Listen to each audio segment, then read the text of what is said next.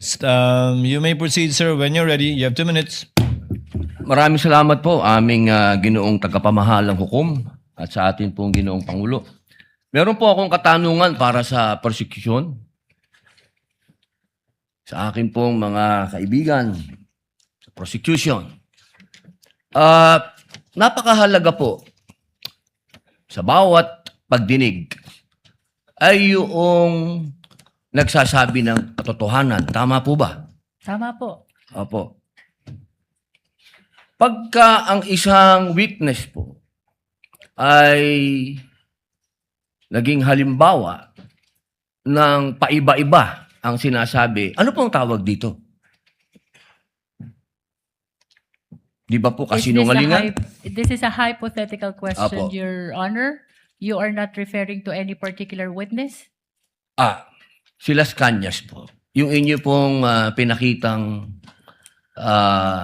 affidavit, Your Honor? alam niyo po, hindi pa po ako tapos, kaibigan.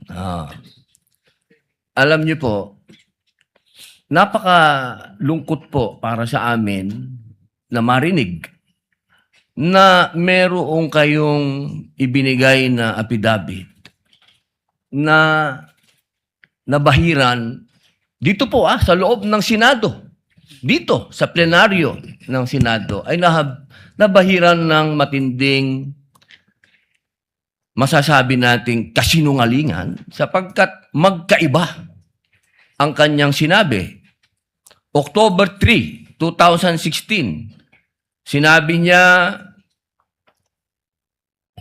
walang kinalaman ang Pangulong Rodrigo Roa Duterte.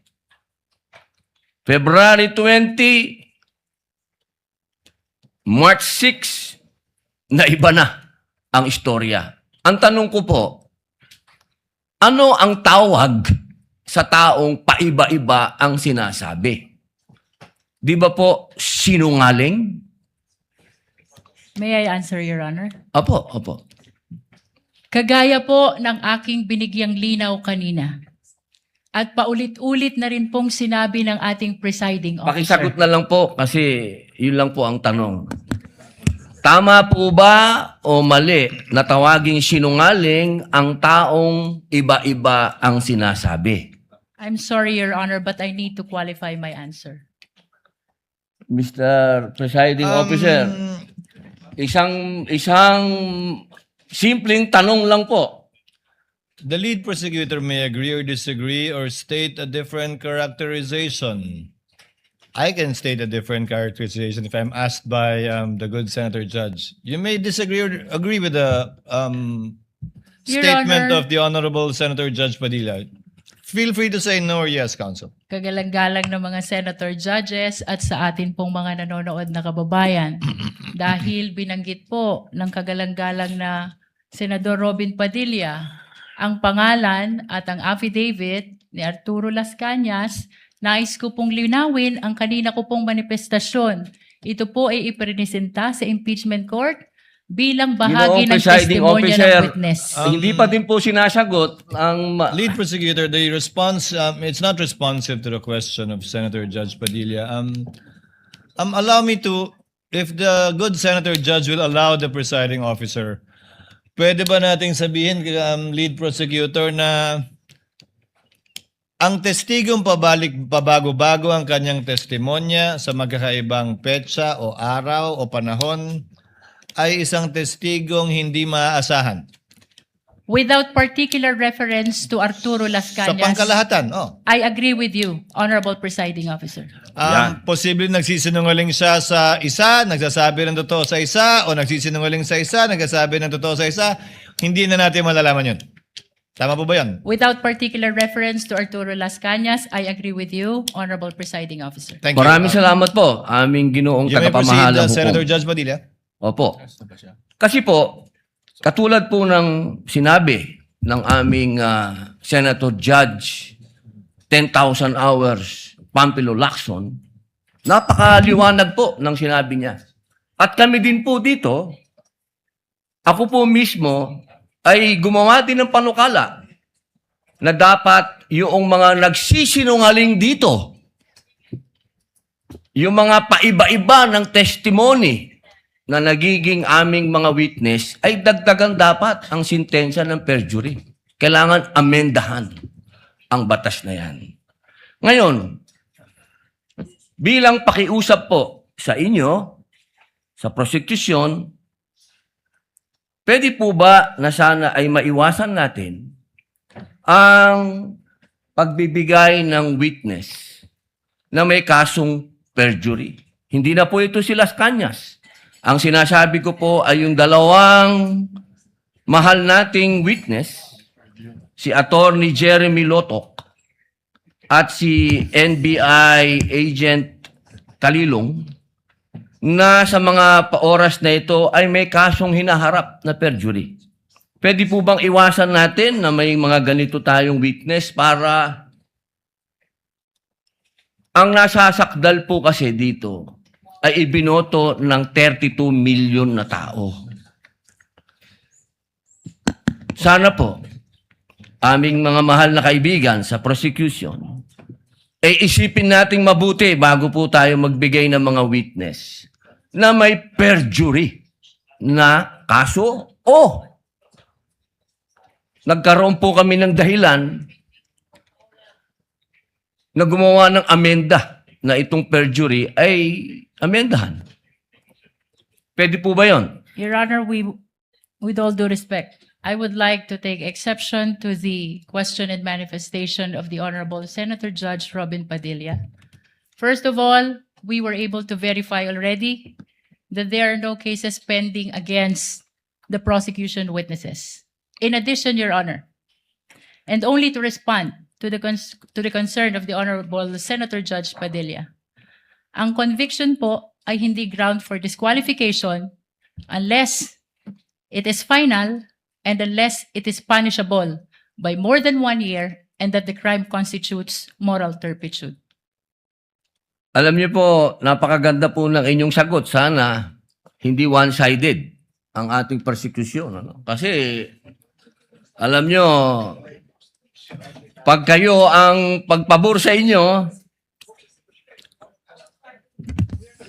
alam niyo, bawal po ang ginagawa. Kindly maintain Presiding order officer, within the bawal court. po ang ginagawa nitong nasa harap natin, nagkukomento. Kindly maintain order in the court. The Sergeant at Arms, by authority of the Senate President, is directed to kindly maintain. Hindi order po in the sila court. allowed mag-ingay.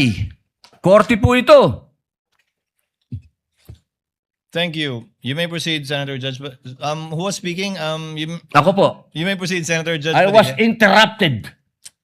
With due English. apologies. So, ibig niyo pong sabihin, yung mga senator judges dito ngayon na humaharap sa kaso na hindi po pinapayagan ng ombudsman at hindi pa rin sila guilty, ano pong ibig niyo sabihin?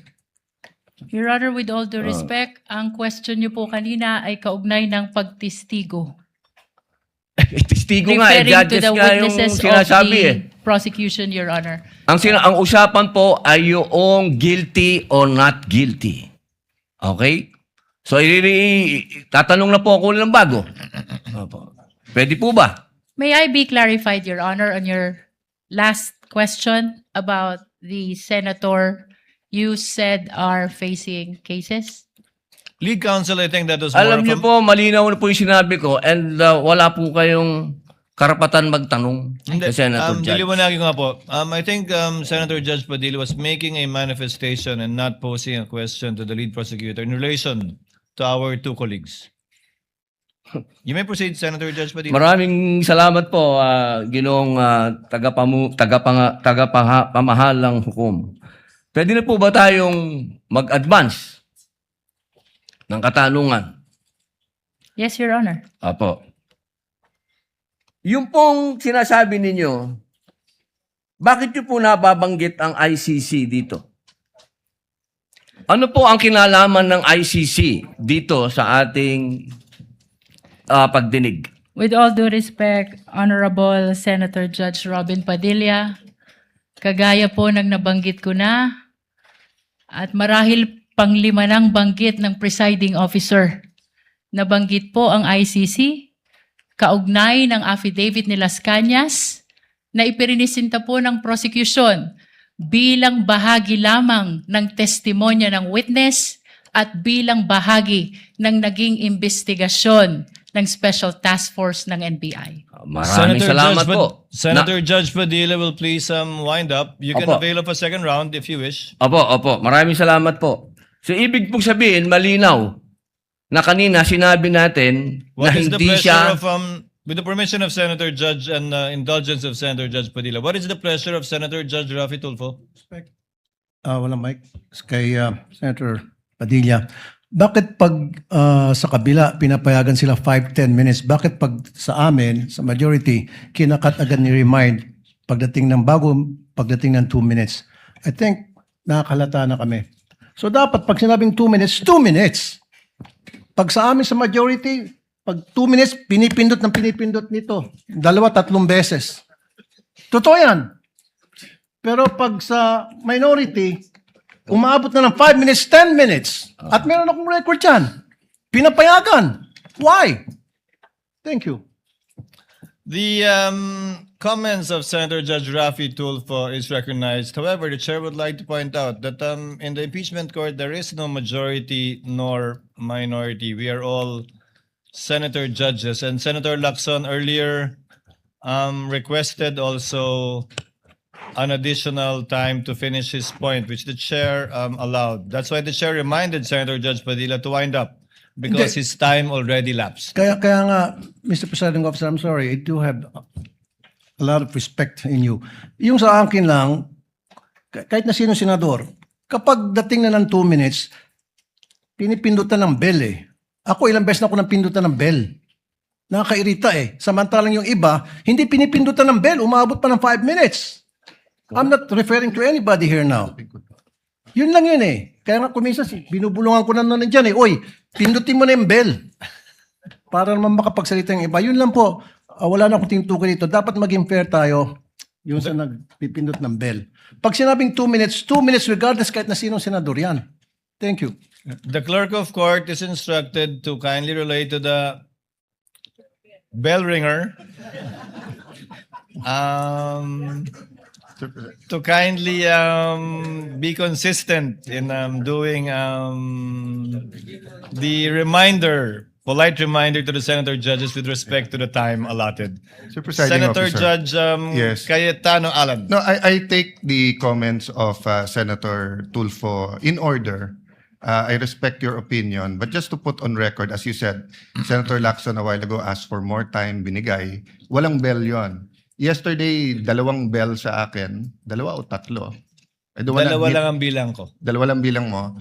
And maybe the solution is that after the first, isang bell na lang, pero kasi from the start of the impeachment trial, we asked the presiding officer at sabi mo nga, liberality, because then if not, if we can't ask questions, baka magkaroon ng motion or mas lalong tatagal.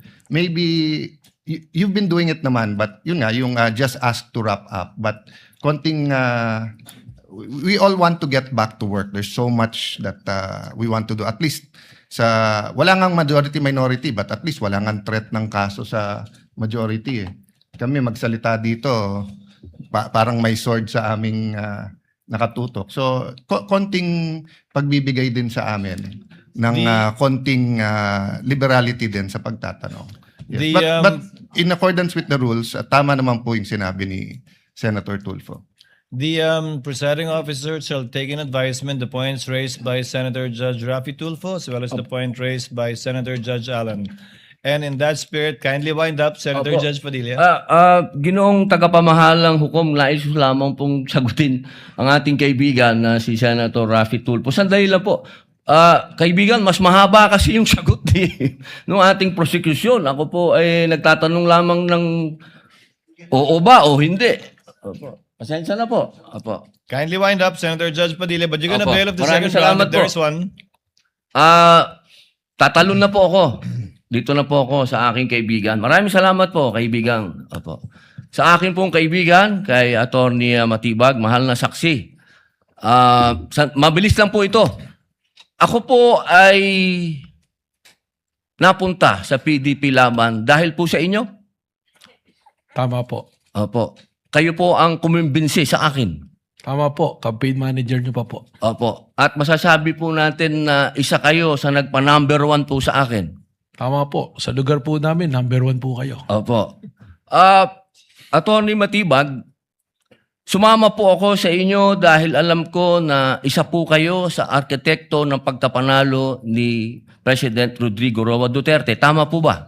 Hindi po. Sapagkat noong 2016, ako po ay ang campaign manager ng Region 4A ni Secretary Mar Rojas po. Ayun. So, hindi po kayo connected nung panahon na yon kay Pangulong Rodrigo Roa Duterte? Hindi po. Opo. Kung kayo po ay nagtatrabaho sa mga iba't ibang politiko, kayo po ba ay matatawag na political analyst o political ano pang tawag po doon? Yung mga nagsasagawa, nagpapatakbo ng politika ng bawat politiko? Well, maaari pong matawag na tayo ay tumutulong sa ating pinaniniwalaan na kung sino po ang dapat manungkulan sa ating bayan. Opo. Ibig po sabihin, pwede po kayong gumawa ng isang kandidato at manalo. Makatulong lang po. Sapagkat ang paniwala ko po, hindi naman po isang tao, lalo na ako, ang magpapanalo ng isang kandidato. Opo. So ngayon po, masasabi po natin na pwede po kayong magtrabaho bilang isang political operator? Ano po bang konteksto ng political operator? Ang ibig ko po sabihin, ako po ay nasasama sa isang political party noon. So tumutulong po tayong maipanalo ang isang kandidato ng political party. Opo. Maipanalo lang po? O ano po ba ang trabaho ng political operator sa Pilipinas? Pwedeng gumawa? Pwede din sumira? Well, ang political operator to be successful, kailangan po yung kanyang sasamahan ay magtagumpay ang kanya pong laban at advokasya. Okay. Yun lang po. Maraming salamat po, kaibigang attorney. Thank you, Senator Judge Padilla.